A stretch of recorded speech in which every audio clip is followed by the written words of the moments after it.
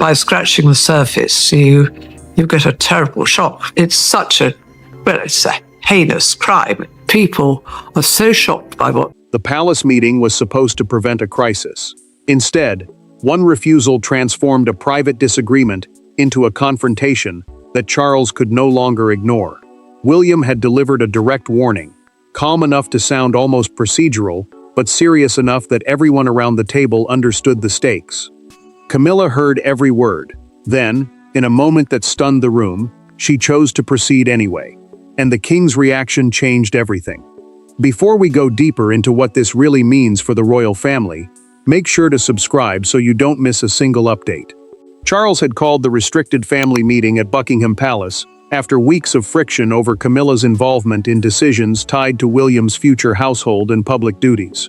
A royal household is the team of staff and advisors who support a senior royal's official work. The king wanted clarity before irritation hardened into conflict. William arrived controlled but wary. Camilla entered expecting resistance, yet she did not expect the future king to draw such a firm line. William chose his words carefully. He told Camilla not to contact palace staff or change arrangements involving his household without speaking to him first. The prince was not asking for courtesy alone. He was protecting the chain of responsibility he believed would shape his preparation for the throne. Camilla acknowledged him, but minutes later she turned to an aide and instructed that the disputed arrangement continue. The queen consort had heard the warning and acted against it anyway. William did not shout. He closed the folder before him and told her that she had crossed the exact boundary he had asked her to respect. His restraint chilled the room. Charles tried to intervene, but Camilla dismissed the objection as unnecessary interference. The king pushed his chair back and demanded to know why she had ignored a warning delivered moments earlier. Camilla held her position. She argued that her role beside the monarch gave her legitimate influence over palace operations. William heard something serious. A claim that his authority could be bypassed whenever she believed the wider institution was involved. Charles then learned that his son had been recording incidents, building a chronology of disputed interventions that made this confrontation look less like an accident and more like a pattern. Charles ended the meeting abruptly. He told William to remain while Camilla prepared to leave, and the instructions shifted the balance. She understood that father and son were about to discuss the problem without her. The warning had been ignored, but now the king faced the harder choice: protect his wife's influence, or defend the authority of the heir who would one day inherit the crown. Every royal rupture has a moment that looks insignificant, until history turns back toward it. In this story, that moment came after a formal palace reception, when the guests had departed and the public performance was over. William believed one internal decision had already been settled. Camilla believed the matter remained open. What followed was a private exchange so controlled that no one raised their voice, but afterward, neither side viewed the other quite the same way again. William learned the problem only after the Commonwealth reception had ended.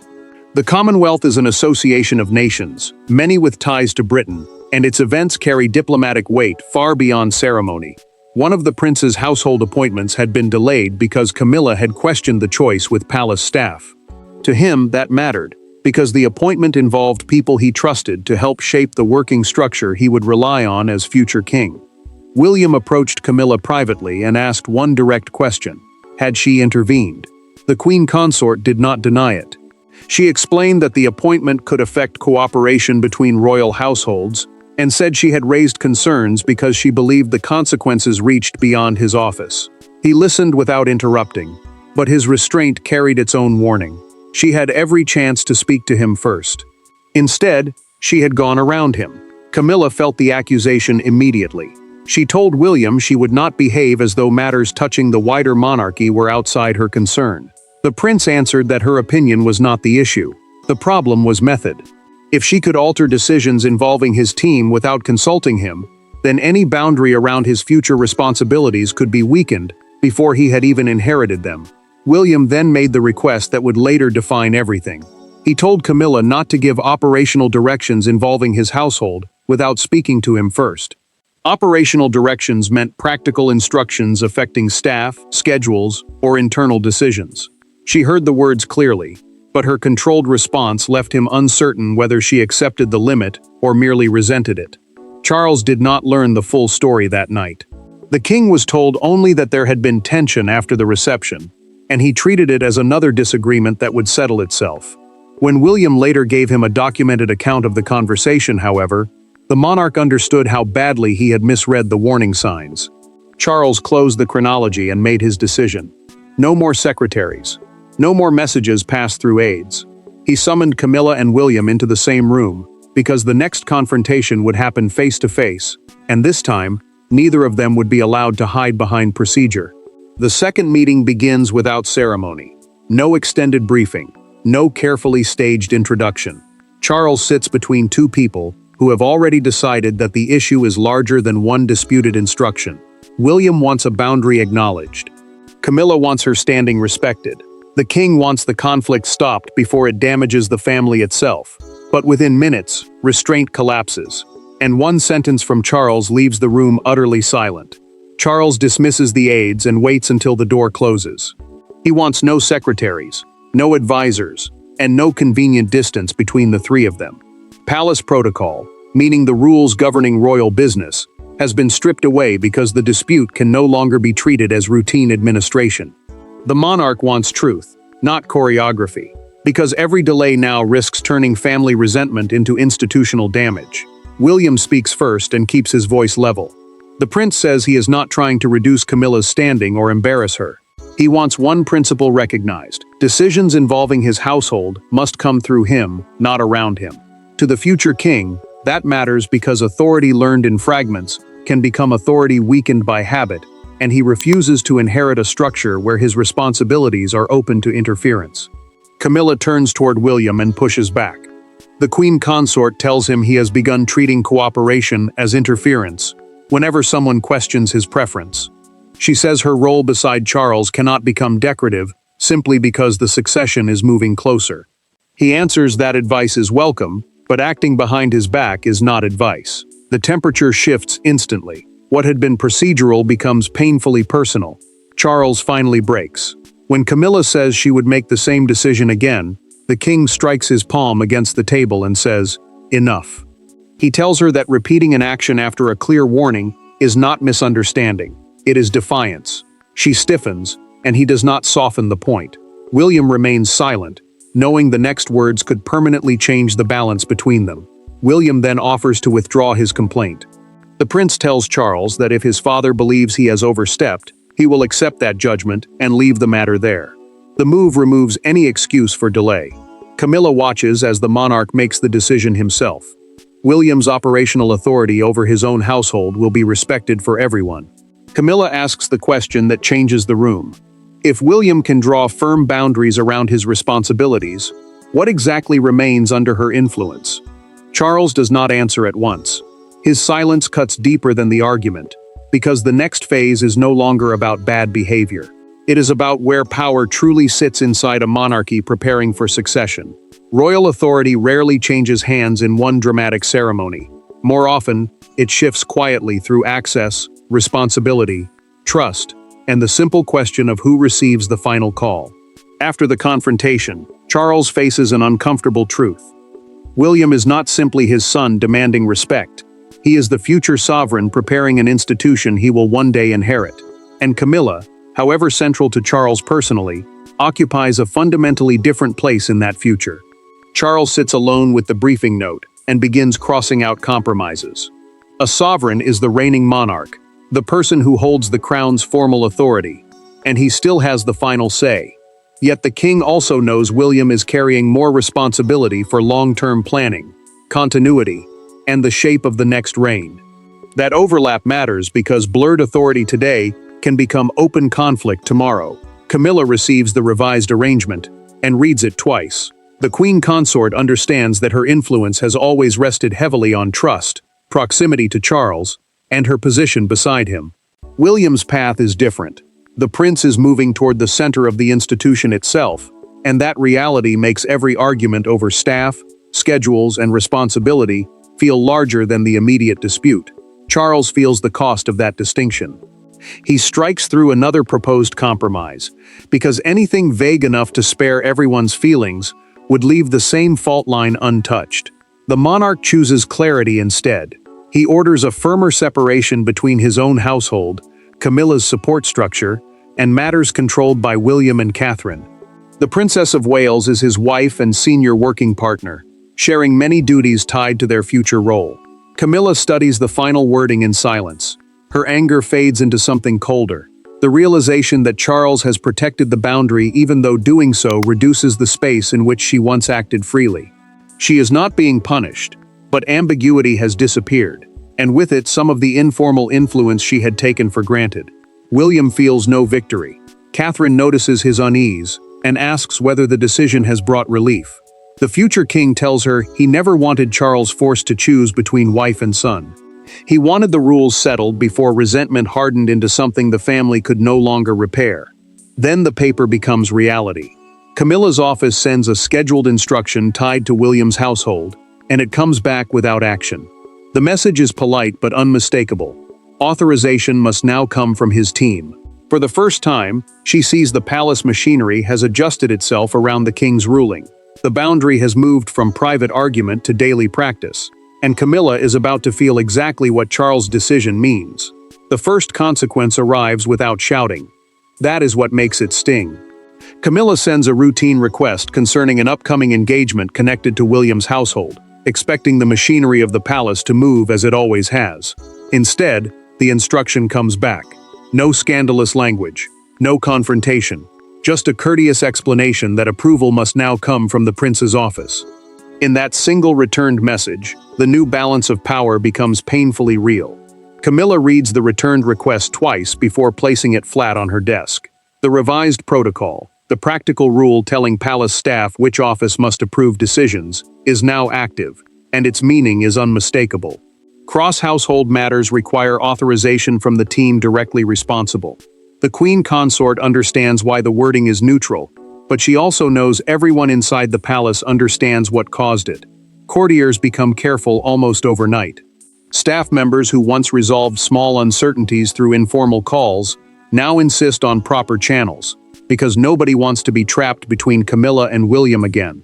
The silence around those exchanges matters. It shows that Charles's ruling has moved beyond one argument and into the daily habits of the institution.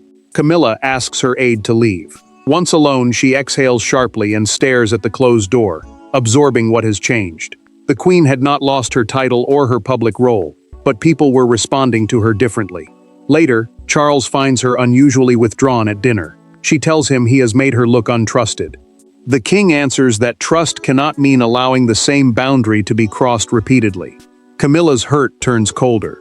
She suggests stepping back from several engagements that overlap with William's responsibilities, saying perhaps distance would make everything simpler. Charles immediately hears what lies beneath the words. The monarch knows this is not surrender. It is pain, and for the first time he sees how deeply an institutional correction has entered their marriage. William then makes the move nobody expects. The prince sends a private message asking Camilla to meet him alone, without aides, secretaries, or a formal agenda. He does not frame it as a demand, and he does not mention victory. He asks for a conversation. Camilla hesitates before accepting.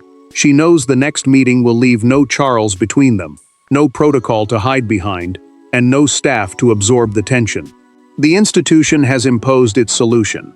Now the human conflict remains, and nothing can resolve it, except a conversation neither William nor Camilla can delegate. And when that door finally closes behind them, both will have to explain not simply what they did, but exactly what they feared losing forever. There is no king in the room this time. No officials. No stacks of briefing papers arranged like barriers. William and Camilla sit opposite each other, knowing that another argument would leave both of them weaker. What follows is not an apology scene, nor a sudden reconciliation. It is something harder, two people finally speaking about the fear beneath the power struggle, and realizing that neither grievance began where the other thought it did. William speaks first because he requested the meeting. The prince tells Camilla he cannot keep asking Charles to act as referee whenever tension returns. A royal household, meaning the staff and structure that support a senior royal's duties, depends on clear lines of trust. He says the monarchy cannot prepare for the future if private resentment keeps turning ordinary decisions into tests of authority. Camilla listens without interrupting. The Queen Consort remains guarded. But she lets him finish because this conversation feels different from the others. William is no longer arguing about one appointment or one instruction. He tells her that the structures around Catherine and their children matter to him because they are tied to the next reign, and any interference feels like instability entering the place he is most determined to protect. William then says what he had never explained so plainly. He is not afraid of disagreement. He is afraid of losing control over the people and responsibilities he believes he must keep secure for his wife, his children, and the institution he will inherit. The future king admits that this fear has made him quicker to see intrusion, where Camilla may have believed she was offering involvement. Camilla finally answers with equal honesty. She tells William that exclusion carries its own history, and that after years spent fighting for acceptance, being told where she cannot act feels like being reminded that her place may never be fully secure. The Queen says that does not excuse going around him after the reception, and she concedes that the decision made the later confrontation almost inevitable. William does not celebrate the admission. The prince tells her he never asked Charles to erase her influence. He only wants direct conversation before action is taken inside his responsibilities. Camilla agrees. Together they settle on one rule. Overlapping disputes will be handled directly, and personal disagreements will be spoken about face-to-face before anyone else is drawn in.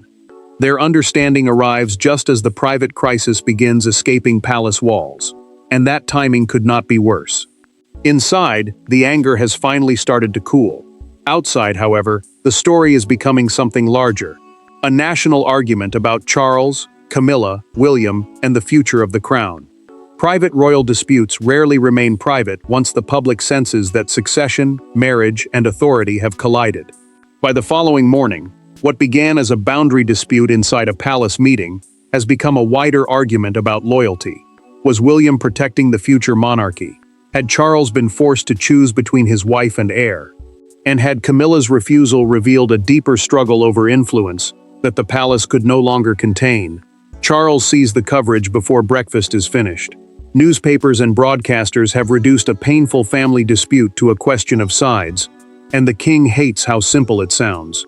Succession, meaning the process by which the crown passes to the next monarch, gives the story weight, because William is not merely a son in conflict with his stepmother, he is the man expected to inherit the institution Charles leads. Camilla hears the commentary harsher by the hour. The queen consort watches one segment describe her as defeated, then switches it off before the discussion ends. She is no longer furious. She is exhausted. What began as one ignored warning has become a judgment on her place beside Charles, and she understands that public humiliation can linger long after an internal disagreement is settled. Charles folds a newspaper and tells an aide that the coverage misses the painful truth. Everyone involved still has to work together. The monarch knows a palace cannot survive if every correction becomes a permanent camp. Officials therefore keep the response disciplined, saying only that royal households maintain defined responsibilities. A royal household is the staff and structure supporting a senior royal's official work, and the explanation only makes the silence around the private confrontation feel louder. Outside Buckingham Palace, the story becomes impossible to contain. A crowd gathers near the gates while television crews broadcast live, and one fictional newspaper displayed nearby carries the banner headline, "The King draws the line." The phrase spreads because it turns an unseen argument into a national symbol of present power confronting future power. William refuses to feed the spectacle. The prince's office releases no triumphant statement, no hint of victory, and that restraint begins changing the tone. He wants the revised arrangement understood as governance, not conquest, because humiliating Camilla publicly would only reopen what they had begun to repair privately. Charles decides words are no longer enough. The king concludes that only a family appearance can show two truths at once. The institutional boundary is final, and the relationship has survived. The monarchy cannot erase what happened publicly, but the monarch can decide what it means, and his next move will determine whether this crisis becomes a fracture or a correction. The real significance of the confrontation was never whether Camilla won or William won. It was whether Charles could impose a boundary on someone he loved without destroying the relationship around it, and whether William could defend his future authority without turning the correction into revenge. By the time the family appears together again, the anger has not been magically erased, but something more important has changed. Everyone finally understands where the lines are. Charles makes the new arrangement permanent. The king keeps the clarified division of responsibilities firmly in place, meaning each royal household, the staff and advisors supporting a senior royal's official work, answers clearly to the person responsible for it. William retains authority over his own team, Camilla keeps her defined role beside the monarch, and overlapping decisions now require consultation. That matters because clarity prevents one personal dispute from becoming a lasting institutional weakness. Camilla meets Charles privately one final time. The queen consort listens as he explains that his fury came from being forced into an impossible position after she ignored a warning she had fully understood. She does not argue. Instead, she admits she should have spoken directly to William rather than test the boundary, and the confession finally gives the king what the earlier meetings could not: acknowledgement without another fight. William gives his father something equally important. The prince tells Charles that he never wanted Camilla diminished or publicly embarrassed. He wanted certainty around the responsibilities he carries toward Catherine, their children, and the future reign he is preparing to inherit. The future king refuses triumph, because winning the argument would mean very little if the family itself were left damaged beyond repair. Charles then brings the family together at their next fictional public engagement. The monarch arrives with Camilla, while William joins them without theatrical distance or visible hostility. A public engagement is an official appearance carried out as part of royal duty, and this one sends a simple message. The decision stands, but the relationship has survived. The final meaning is clear. Camilla leaves with less room for ambiguity, but not without dignity. William leaves with his boundary respected, but without revenge. Charles carries the heaviest burden, because kingship has required him to separate affection from authority and still preserve the family around both. The palace meeting began with a warning ignored and a king pushed into fury. It ended with the boundary settled, the future clarified, and the crown stronger for having faced the conflict instead of hiding from it. Thanks for watching. Please don't forget to like and subscribe, and we will see you in next one.